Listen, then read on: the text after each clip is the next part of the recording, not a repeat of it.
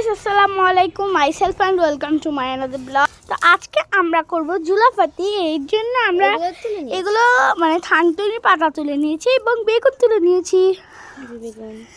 এরপর আমরা তুলবো ধনে পাতা। চলুন আপনাদের ধনে পাতা দেখিয়ে দিই। এই দেখুন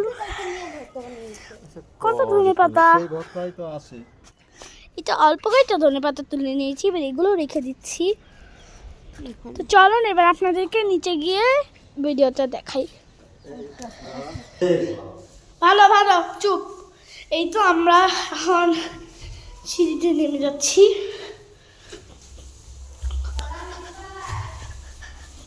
নিচে আসো।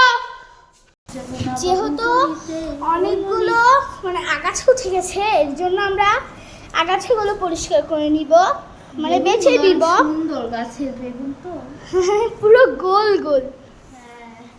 আর খুব ভালো লাগছে। এইটা হচ্ছে সবার থেকে বড়, দেখেন। আরেকটা বাটি হলে ভালো হতো।